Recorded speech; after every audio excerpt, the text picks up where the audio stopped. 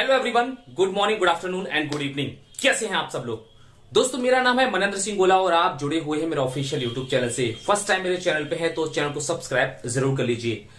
आज इस एपिसोड के अंदर आज हम ये सीखने वाले हैं, जानने वाले हैं, सही तरीके से एक सही नियम सीखने वाले हैं कि कार खरीदने का एक सही नियम क्या होता है, सही तरीका क्या होता है। और आज हम इसी पूरी वीडियो के अंदर जो है इस बारे में पूरा का पूरा डिस्कशन करने वाले हैं, ताकि अगर आप आज की डेट में अगर आप कार खरीदने का मन बना रहे हैं या आप कार खरीदने वाले हैं तो आपको कम से कम थोड़ी देर के लिए ये वीडियो को देखना है। और इस वीडियो को देखने के बाद में आपको फिर उसके बाद ठंडे दिमाग से यहां पर सोचना है। अगर आप इस चैनल पर पहली बार हैं, जिसका नाम है money management and financial literacy, तो आपको यहां पर मनी मैनेजमेंट से रिलेटेड बहुत सारी इंफॉर्मेशन आपको यहां पर मिलती रहेगी। पहली बार हैं तो चैनल को सब्सक्राइब आप जरूर कर लेना। बहुत सारे लोग होते हैं जो कार खरीदना चाहते हैं और मे भी बहुत सारे लोगों का एक सपना भी होता है कि मैं अपनी लाइफ के अंदर जो है एक कार जरूर खरीदूं। लेकिन यहां पे कार खरीदने से पहले एक चीज मैं आपको और भी बताना चाहूंगा कि कार खरीदना, बेशक आप खरीदना कोई दिक्कत नहीं है, हर किसी के पास होनी चाहिए।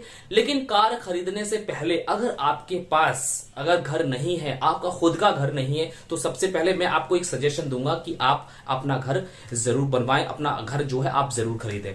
यहां पर बहुत सारे लोग ऐसे होते हैं जो देखा दुनी जो है लोगों को जो है कार खरीद लेते हैं। उनके पास अच्छा खासा बैलेंस आ रहा होता है, 50,50,000 रुपए आप महीने अगर वो कोई कमा रहा है इंसान आज की डेट में, तब भी वो कार खरीद सकता है, कोई दिक्कत नहीं है। लेकिन फिर भी हमें कुछ ना कुछ ऐसे नियम पता होने चाहिए, ऐसे तरीके पता होने चाहिए जिससे कि हमें आगे चल करके पैसे को लेकर के कोई भी दिक्कत ना आए। तो यहाँ पे कभी भी जो है हमें देखा दुनी ये काम बिल्कुल भी नहीं करना है। बहुत सारे लोगों को यहाँ पर ऐसा देखा गया है कि उन्होंने कार तो मजे मजे में जो है खरीद ली है, लेकिन कार खरीदने के बाद में 1 साल के बाद, 2 साल के बाद या 3 साल के बाद, 4 साल के बाद उनको जो है कार वहां पे बेचनी भी पड़ी है। लोगों को गरीब होते हुए भी यहां पर देखा गया है। तो ऐसे आज इस वीडियो के अंदर आज बहुत ही सटीक रूल्स एंड नियम मैं आपको बताने वाला हूं, जो कि हमें कार खरीदने से पहले हमें ये जरूर अपनाने चाहिए। अगर हम ये 2 नियम अपनाते हैं तो 100% हम अपने पैसे का एक सही तरीके से यूज भी कर पाएंगे, हम अपने पैसे को सही तरीके से मैनेज भी यहां पर कर पाएंगे और आपको आगे कार खरीदने के बाद भी कोई भी पैसे की दिक्कत नहीं आने वाली है। लेकिन यहां पे कुछ मैं सजेशन देना चाहूंगा अपने इस वीडियो में आगे बढ़ने से पहले, वो 2 नियम बताने से पहले, जो कि शायद आपके लिए ये सजेशन काफी ज्यादा हेल्पफुल रहने वाले हैं। सबसे पहला सजेशन तो यह है कि हमें कभी भी किसी की देखा दुनी जो है काम नहीं करना है। अगर मेरे पड़ोसी ने कार खरीद ली है या मेरे किसी रिश्तेदार ने कार खरीद ली है या किसी मेरे फ्रेंड ने जो है कार खरीद ली है, तो मैं भी जो है अब कार खरीदूंगा ही खरीदूंगा, चाहे मैं कर्ज में क्यों ना डूब जाऊं। तो सबसे पहला काम तो हमें ये नहीं करना है। उसके बाद कार खरीदने से पहले फैमिली को और खुद को यहां पे डेवलप करना बहुत ही ज्यादा इंपॉर्टेंट है। अगर आप फैमिली को डेवलप नहीं कर पा रहे हैं, आप खुद को डेवलप नहीं कर पा रहे हैं, तो आप कार के बारे में बिल्कुल भी मत सोचिए। वो तो एक आने वाले टाइम के अंदर भी आप परचेज कर सकते हैं। कार खरीदने का प्लान अगर आप बना रहे हैं, अगर आपके पास कुछ ऐसा है कि आप खरीदना ही चाहते हैं जिसके बिना आपका काम नहीं चल पा रहा है, तो आप बेशक खरीदिए। लेकिन इसके लिए सबसे पहला एक जरूरी काम यह होता है कि अगर आपके पास अगर एक्स्ट्रा पैसा है, जी हां एक्स्ट्रा पैसा है, तभी आप इस कार को खरीदने के लिए जो है आप अपना पैसा इन्वेस्ट करें। क्योंकि यह एक ऐसा असेट होता है जहां पर आपका पैसा कभी भी जो है बढ़ता नहीं है, हमेशा ये घटता रहता है। क्योंकि कुछ एसेट्स ऐसे होते हैं जिनको खरीदने के बाद उनकी कीमत कभी भी नहीं बढ़ती है। जैसे कि आपकी गाड़ी हो गई, आपकी मोटरसाइकिल हो गई, आपका कोई मोबाइल फोन हो गया, या आपने कोई लैपटॉप ले लिया, या आपका घर में और भी ऐसे बहुत सारे सामान हैं, इनकी कभी भी कीमत जो है बढ़ती नहीं है, हमेशा इनकी कीमत जो है घटती ही घटती है। इसलिए इनके ऊपर पैसा इन्वेस्ट करने से पहले आप 2 चीजें जरूर सोचें। या तो ये आपकी बहुत ही ज्यादा काम आने वाली चीजें हो जिससे कि आप इसको अपने बिजनेस में इस्तेमाल कर रहे हो, या फिर अगर आपके पास एक्स्ट्रा है तो आप इसको परचेज जरूर करिए। तो वीडियो में आगे बढ़ते हैं और सबसे पहला जो नियम है उस पर हम फोकस करते हैं। पहला नियम क्या है हमारे कार को परचेज करने का?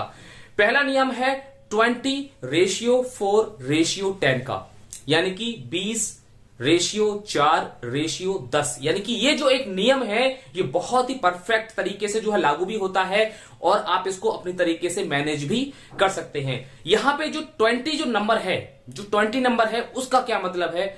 20 नंबर का यहां पे मतलब है कार की कुल कीमत का डाउन पेमेंट, यानी कि अगर आप कोई भी कार परचेस करने जा रहे हैं तो आप जब भी अपने शोरूम के अंदर एंटर होंगे और आपको अपनी कार सही तरीके से पसंद आ जाती है तो वहां पर आपके पास कम से कम 20% डाउन पेमेंट होना चाहिए। देने के लिए 20% कम से कम होना चाहिए, क्योंकि जितना ज्यादा से ज्यादा आप दे सकते हैं उतना आप दे दीजिए, क्योंकि उतना ही ज्यादा आपके पास जो है कर्ज कम रहेगा, उतना ही आपको बाद में कम देना पड़ेगा। लेकिन कम से कम मिनिमम आपके पास 20% डाउन पेमेंट होना चाहिए, तभी आप जो है अपने कार को खरीदने का मन बनाए। अदरवाइज आपको कार खरीदने के लिए थोड़ा सा वेट कर लेना ही मेरे हिसाब से जो है उचित रहने वाला है। दूसरा जो 4 नंबर है, उस 4 नंबर का मतलब क्या है? उस 4 नंबर का मतलब है कि जब आप उस कार को परचेस कर लेते हैं तो आपकी एक ईएमआई बन जाती है मंथली। तो वहां पे जो आपकी ईएमआई बन रही है तो वहां आपकी ईएमआई 4 साल से ज्यादा नहीं होनी चाहिए। 4 साल से ज्यादा क्यों नहीं होनी चाहिए? क्योंकि वो तो सामने जो शोरूम में बैठे होंगे वो तो चाहेंगे कि 5 साल की हो जाए या 6 साल की हो जाए या 7 साल की भी हो जाए, लेकिन 4 साल से ज्यादा की आपकी ईएमआई नहीं होनी चाहिए, क्योंकि जितना आपका समय कम रहेगा उतना ही ज्यादा आपको ब्याज कम देना पड़ेगा। अदरवाइज ब्याज तो आपको पता है कि किस तरीके से जो है आपको पूरी तरीके से बर्बाद कर सकता है। ये ब्याज बहुत बुरी चीज होती है। तो यहां पे हमें कम से कम जो है 4 साल की ईएमआई तो हमें करवानी, इससे ज्यादा की आप बिल्कुल भी ना कराएं। इसके बाद जो यहां पर हमारा जो 10 नंबर है उसका क्या मतलब है? उसका मतलब है अपनी मंथली इनकम का 10%।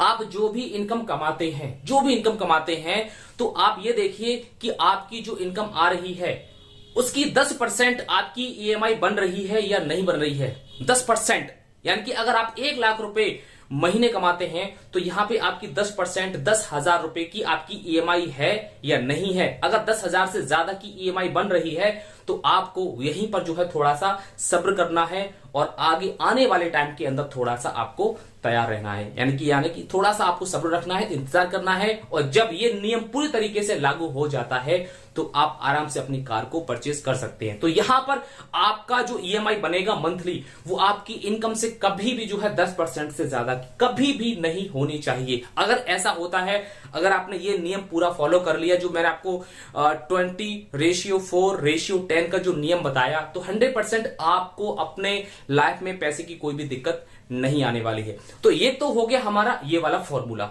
दूसरा जो फॉर्मूला है वो इससे भी ज्यादा सटीक फॉर्मूला है, उसको आपको ध्यान से समझना है। आपको कार कब खरीदनी है?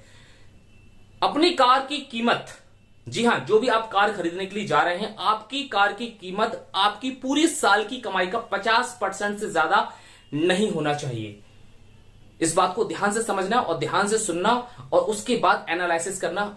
आपकी कार की कीमत आपकी पूरे साल की कमाई का 50% से ज्यादा नहीं होना चाहिए, जो भी आप कार खरीदने के लिए जा रहे हैं। यानी कि फॉर एग्जाम्पल अगर आपकी 1 साल की जो कमाई है वो है 10 लाख रुपए, तो आप जरूरी नहीं है कि 15 लाख रुपए वाली कार खरीदें या 10 लाख वाली कार खरीदें। आपकी 50% से ज्यादा की कार नहीं होनी चाहिए। यानी कि आपकी इनकम अगर 1 साल की 10 लाख है तो आपकी जो कार है वो 5 लाख से ऊपर की नहीं होनी चाहिए। अगर आपकी इनकम 20 लाख है तो आपकी कार 10 लाख से ऊपर की नहीं होनी चाहिए। अगर इसके ऊपर की अगर आप खरीद लेते हैं तो आपको पता है कि आपका बैंड बच सकता है पूरा, और आपके पास कर्ज पे जो है कर्ज हो सकता है, क्योंकि जिस तरीके से मैंने एक जो फॉर्मूला बताया ये फॉर्मूला जो हो सकता है कि फेल ही हो जाए।